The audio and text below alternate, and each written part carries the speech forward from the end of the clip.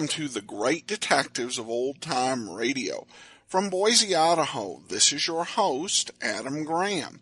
If you have a comment, send it to me, box13@greatdetectives.net. Follow us on Twitter at Radio Detectives and become one of our friends on Facebook, facebook.com/Radio Detectives. Well, before we do get started, I do want to let you know this program is brought to you by the financial support of our listeners. And in particular, I want to thank Benjamin and Sheila and George so much for their support. We'll send along access to the premium site, as we do with all donations of $7 or more. And you can support the show at support.greatdetectives.net. or also by sending a check to Adam Graham, P.O. Box 15913, Boise, Idaho 83715. The original episode, or air date for this episode, was July the 16th, 1950, and the title is Follow the Leader.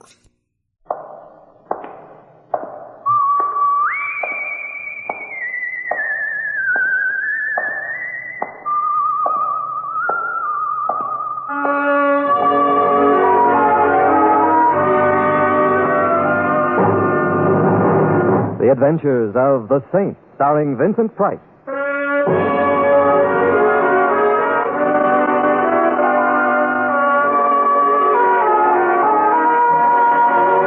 Saint, based on characters created by Leslie Charteris and known to millions from books, magazines, and motion pictures. The Robin Hood of modern crime now comes transcribed to radio, starring Hollywood's brilliant and talented actor Vincent Price as the Saint. Oh, open up, please. Hurry. Well, to what do I owe Let me close the door. I've been followed. Naturally, you're a blonde. I assure you, the men who followed me weren't interested in the color of my hair. Don't tell me they were chasing you for your money. No, dear, not my money, my life. Well, it's good to be here, finally. I've come a long way to see you, Simon. Oh, well, if I'd known you were coming, You didn't expect me? You're as unexpected as Yankee bean soup on a menu in Moscow, but infinitely more welcome. You weren't contacted? You didn't speak to Maxime? The only Maxime I know happens to be a restaurant in Paris. Oh, they intercepted him. And we were so sure he wasn't even known to them. That he's covered with... We'll have to proceed on our own, Simon. We can do it. Of course we can do it. But what? What particular type of melodrama are we playing? I'd better tell you the whole story, everything. You have the Sultan's ear, Scheherazade. Or what is your name? Claire. Claire. Oh, sit down, Claire. Thank you.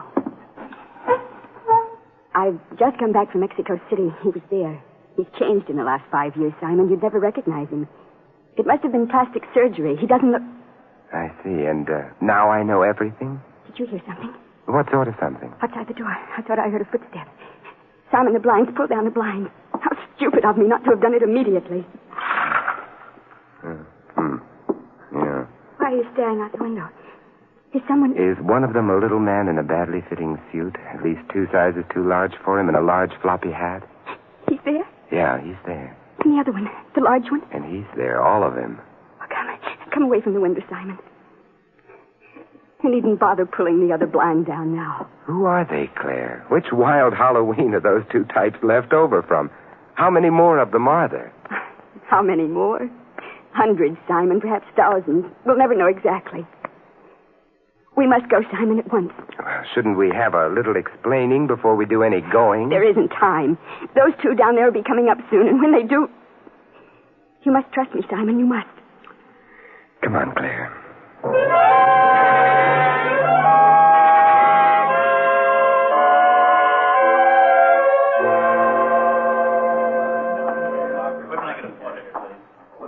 Is there anyone...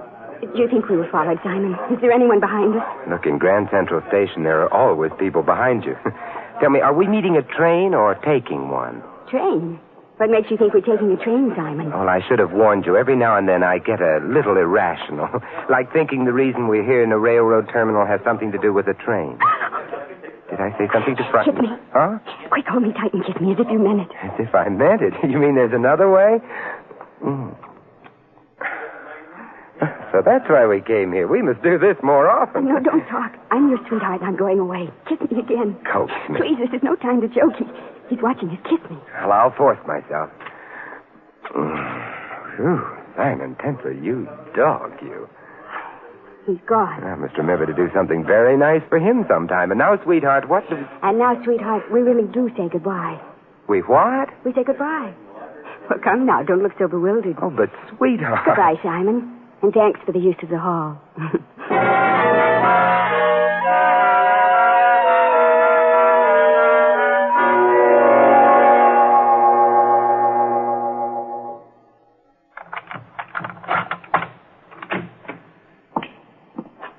You forgot to close the door, Mr. Templar. What? Oh, yes, so I did, but since it's my door, I think I'll leave it open this time. Especially since you're just about ready to leave. You are wrong, Saint. I am not ready to leave. I have a few things I must do before I go. What sort of thing? Perhaps I shall kill you first.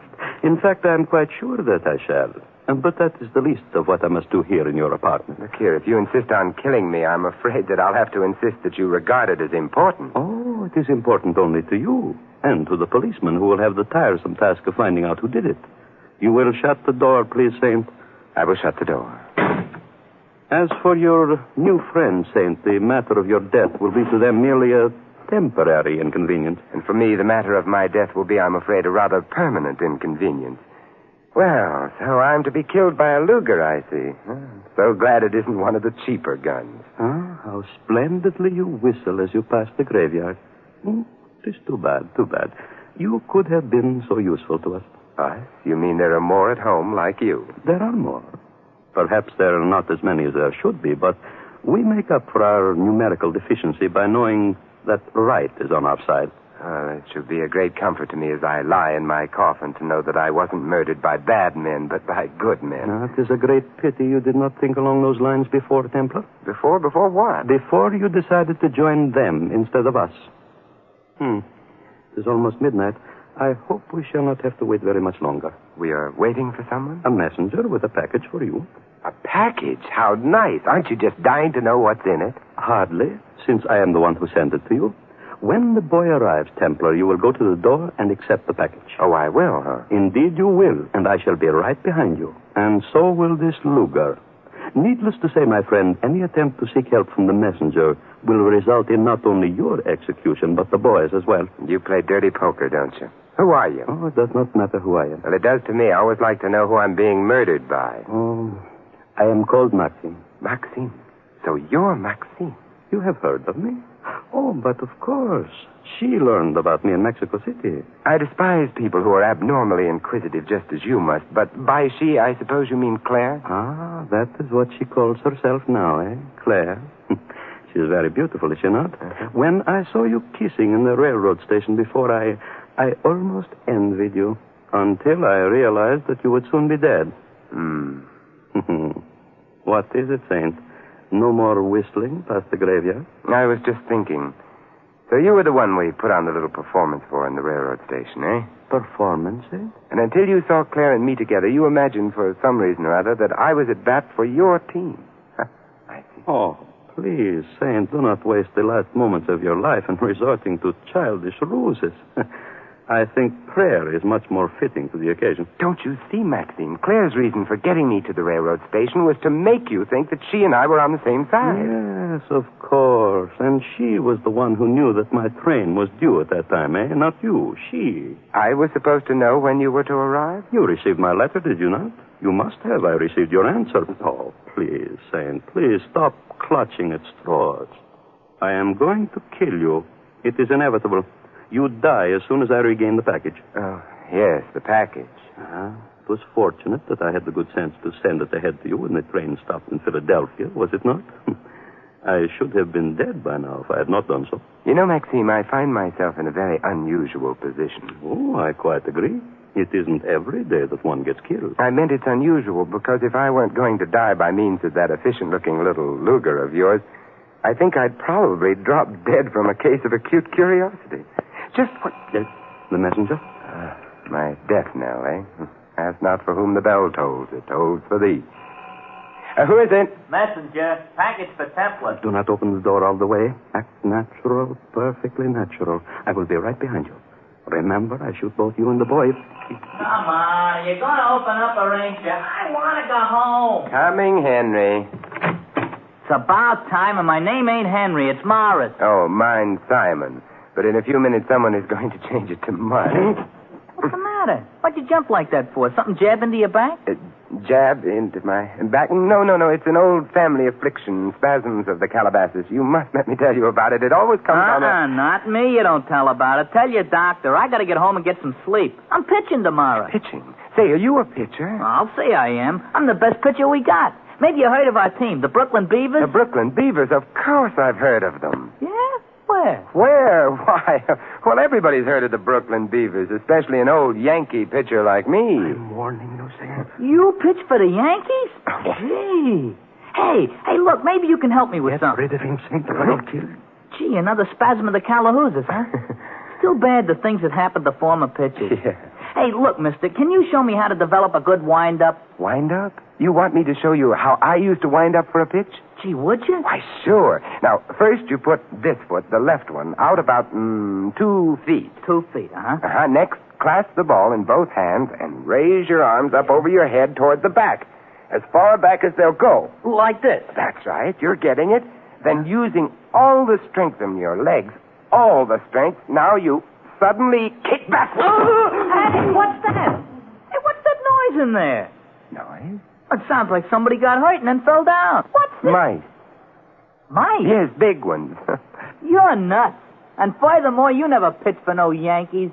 You don't think so? I know so. I never seen such a lousy wind-up. Here's your package. And you can just forget about the tip, buddy. Thanks. The things some people tell you. And for what? Only so they can impress you.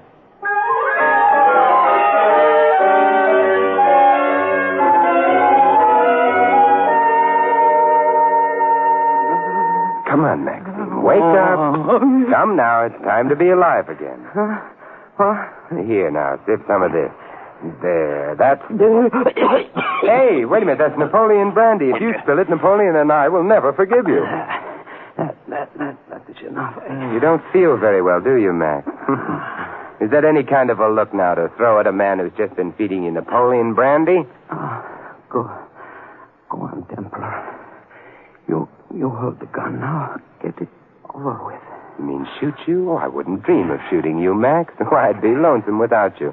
Besides, I can't tell you how much I've been looking forward to an inch-by-inch travelogue based on your trip to Mexico. No, you will get nothing from me, Saint. Go ahead, shoot.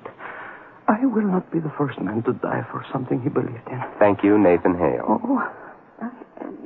Oh, yes, I know, and you must try to forgive me, but after all, what's a little kick in the pit of the stomach between friends? Tomorrow, perhaps you'll be kicking me in the stomach. Water. Give me water. I'll get you water, but I won't give you water. You'll have to buy it. Buy it? By answering a question. The thing I found in the package, what makes it so valuable? No, I will not tell you. I cannot. Water, please. Maybe you can buy yourself a glass of water with the answer to this one. I shall not answer any question. You have courage, my friend, but here's the question anyhow. There's a little man in a floppy hat and a suit that's too large for him, and another man roughly patterned after the Empire State Building. Do you know him? Yes. Your side? Our side? No, Templar, not our side. Satan's. Well, you have just won yourself a glass of water.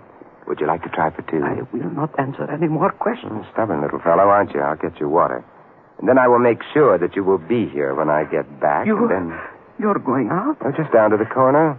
I want to ask those two curious employees of Satan's just why they prefer to spend the night on the street staring up at my windows when beds are so much more comfortable.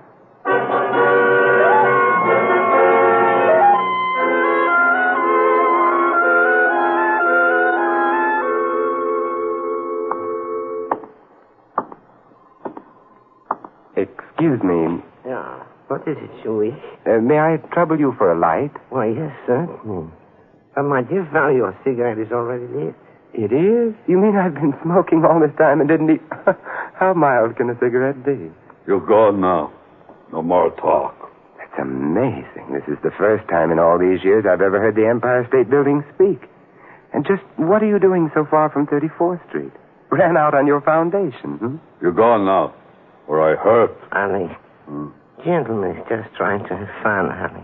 Ali? Ali?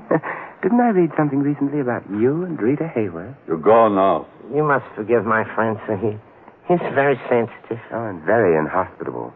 Now, if you were visiting me in my home, or haven't you acquired squatter's rights to this stretch of sidewalk yet, huh?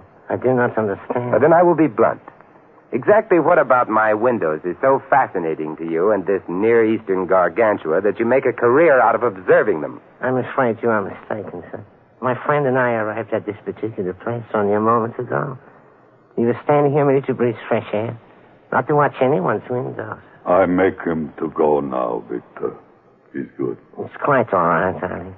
Gentleman is just making talk. That's right, Ollie. I'm just making talk. As I was telling a friend of mine before, a fellow named Maxime who recently returned from Mexico City, I said, Max, this thing you brought back from Mexico with you seems so absolutely worthless. But it must actually be very valuable since so many people are willing to commit murder for it. And Max just... He's good. I blackjack this man, Victor. I think I see you give signal. Is the right thing I do? Exactly right, my dear Ollie, exactly. And now if you will be so kind as to carry him to the car. I have a feeling the leader would like to have a talk with this man who calls himself the Saint.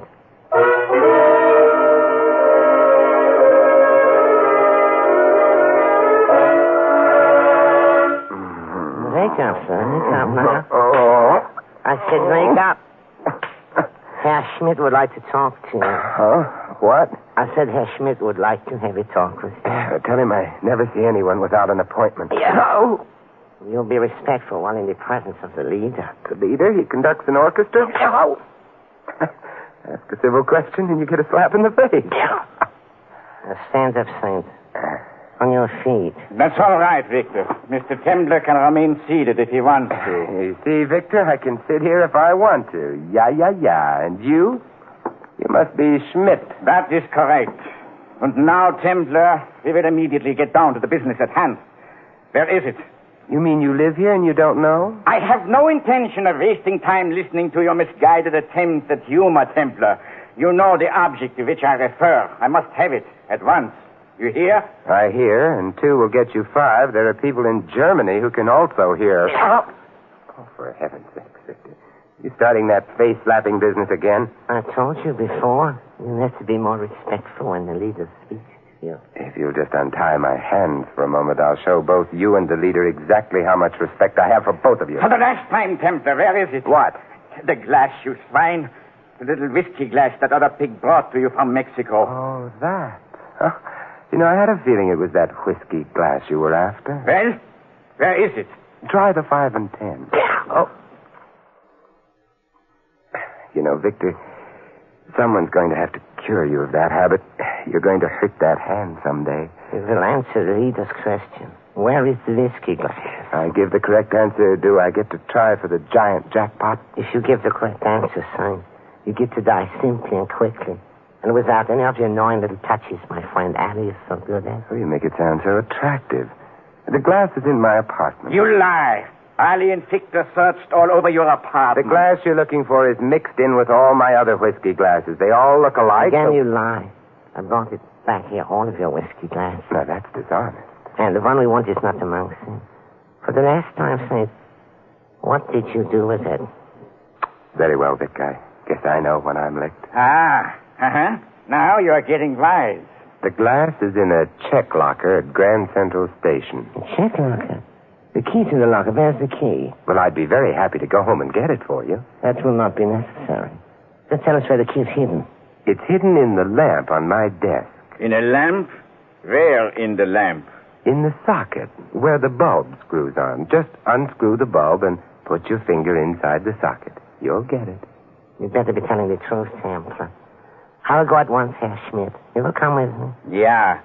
And him? He's well tied. Besides, Ali will return in a little while. And before you go, Victor, suppose you answer me a question. Tell me, who is your tailor? My tailor? Yes, I've been admiring that suit you have on. I think it's very considerate of your tailor to make it 2 sizes too large in case you have a friend visiting. Oh, my goodness. The rest I say for Ali. He will do his best to entertain you while we are gone. He will do tricks for you. Oh, how nice. All sorts of tricks with hot irons and lighted matches. And you will see. Let us go, Herr Fuhrer. After you, mein Herr. After you.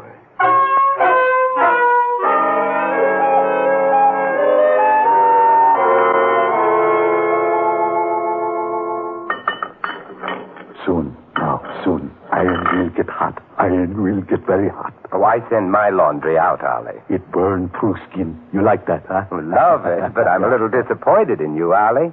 Your friend Victor claimed that you had some fresh and original ideas. That hot iron stuff goes back to the Middle Ages, which is where I wouldn't mind going back to right now. I know business. Best torture man in whole world. You? You know better one. Sure. Who? Me.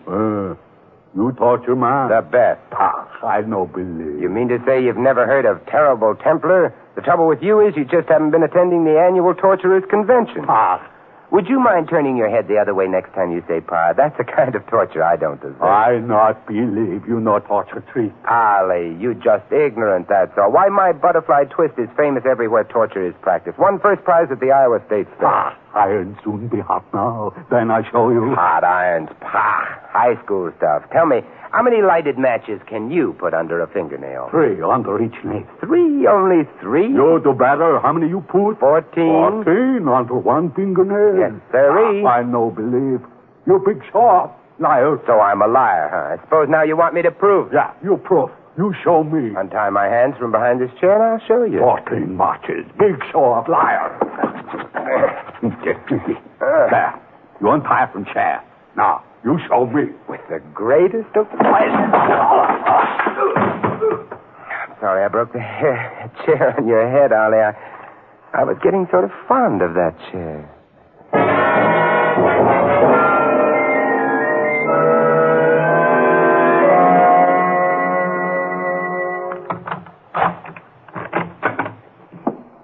Hello, Simon.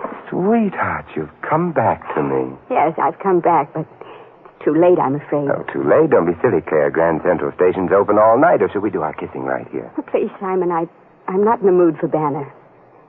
There's a man here in your apartment. He's in the other room. That's Maxine. Surely you remember good old Maxine. Oh, yes, I have much reason to remember Maxine. He's dead. Dead? He was shot. Oh, that's too bad. He was a game little guy. You killed him? No, the unholy twosome was here looking for the glass. They did it. The little man in the badly fitting coat and the giant Arab? Yes. I should have guessed. But the whiskey glass, Simon. What happened to the whiskey glass? They have it. Victor and the man he calls the leader. The leader? He's in New York? Herr Schmidt is here, all right, but believe me, not to stay. Nor is Victor long for this world. Now, I'm going to ask some questions, and what's more, I'm going to get some answers. Yes, Simon, I think you're entitled to some answers. You don't know why the glass is so important, do you? Obviously, it carries somebody's fingerprints. I can't think of any other reason why a 10-cent whiskey glass could be important, but whose? You have heard of Karl Bruder? Karl Bruder? Bruder, yes. Hitler's heir apparent. The man selected most likely to succeed him, but he's dead. It was never completely proven. He was thought to be dead. Go on, Claire. We have an organization among some of my countrymen which has sworn to track these beasts down. Well, we found Karl Bruder, our biggest prize, in Mexico City. He'd had his face changed by surgery. He no longer was the fancy dresser he used to be. They used to call him the Nazi Beau Brummel. But still, adding together 100 minute facts and clues, we knew it was Bruder. Well, why didn't you tell the government, Claire? They'd have taken over from there on. Well, because everyone now takes it for granted that Bruder's dead. They can't conceive that he's alive. So you got his fingerprints, the one thing that couldn't change, that would prove that Bruder was alive. Yes. We were going to send the glass to Germany to have the prints compared with the set of prints known to be Bruder's that exist there. Yes. Then they would have believed us. Then they'd have to arrest him and make him answer for his crimes. But Bruder got wise. Oh, he knew that someone had gotten hold of the glass with his fingerprints. It was life or death to him to get it back. I was charged with bringing the glass here. And Maxine? Maxine. Poor Maxine. I was stupid. I didn't know. Didn't know what? Ours is not a very closely knit organization, Simon. The members seldom meet each other and, well... You mean you and poor Maxine were playing on the same team? Yes. But we didn't know. Neither of us knew. We each thought... It's too bad. When you heard that Max was coming to me to help him, you staged that scene in the station to make him think that I'd joined up on your varsity. Yes, I was stupid. Max would still be alive if I... What's the use? It isn't Maxine's life that bothers me so much now. It's losing the glass. That is the unforgivable part of it. Now Bruder will get away. What'll you bet he doesn't? A long evening in Grand Central Station?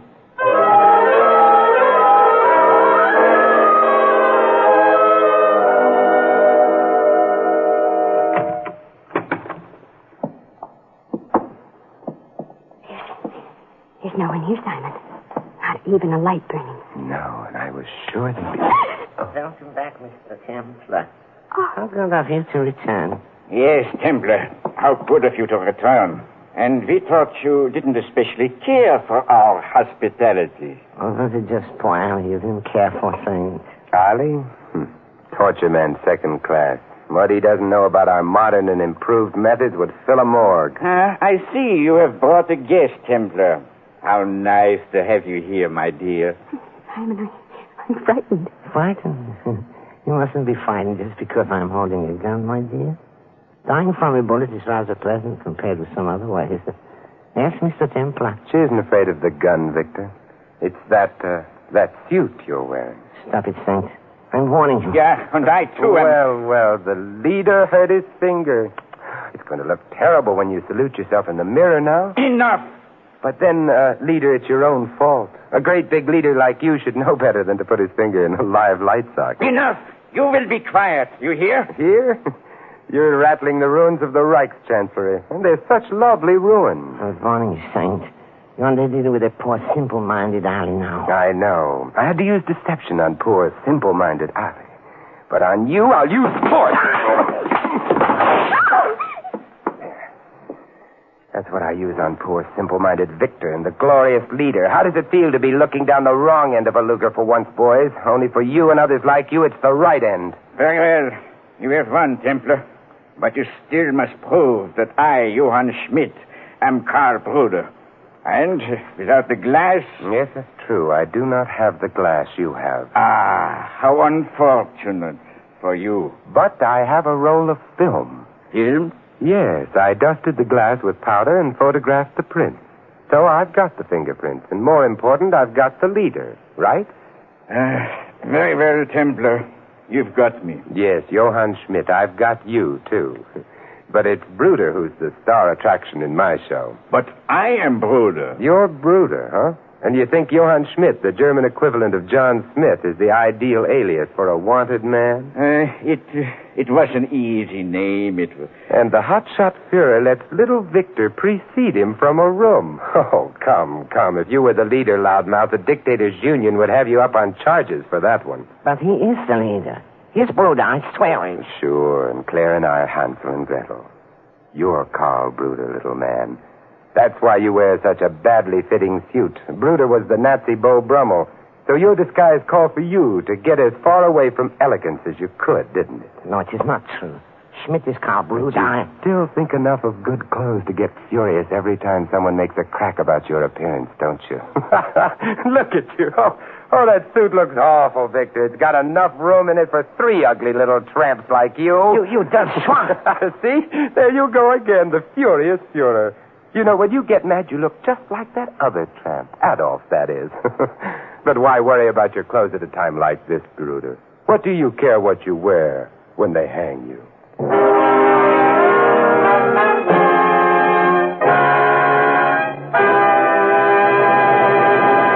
You've been listening to another transcribed adventure of the Saint, the Robin Hood of modern crime. Now here's our star, Vincent Price. Ladies and gentlemen, in tonight's cast, you heard Sammy Hill, Lou Merrill, Gil Stratton Jr., Charlie Lung, Ed Max, and Ted Von Elf.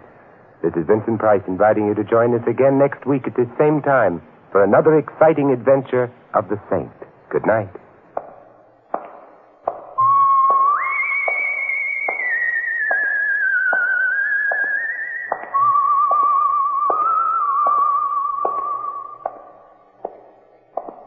Next, Sam Spade on NBC.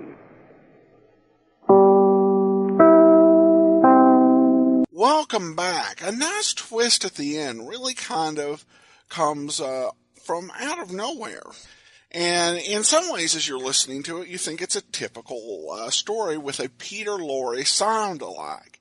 But having it turn out that the Peter Lorre sounded like is actually the big boss is definitely a surprise. And this is a little bit of a change from the traditional Saint episode, though ironically it feels more like an actual Saint story that might be in a book or on TV. Now we turn to listener comments and feedback, and we have this from Sheila. Every now and then I give to your radio show, and I just love your show. Also, I love you. I can say that as a lady of 71. I'm sure with age we can all say anything we would like. So, young man, thank you for helping me sleep better at night. My husband also sleeps well. Well, I'm glad to be of assistance, and thanks so much for listening, and I do appreciate your support. That will do it for today. We will be back tomorrow with Crime and Peter Chambers, and then next Monday, join us for The Saint. In the meantime, send your comments to box13@greatdetectives.net. Follow us on Twitter at Radio Detectives and become one of our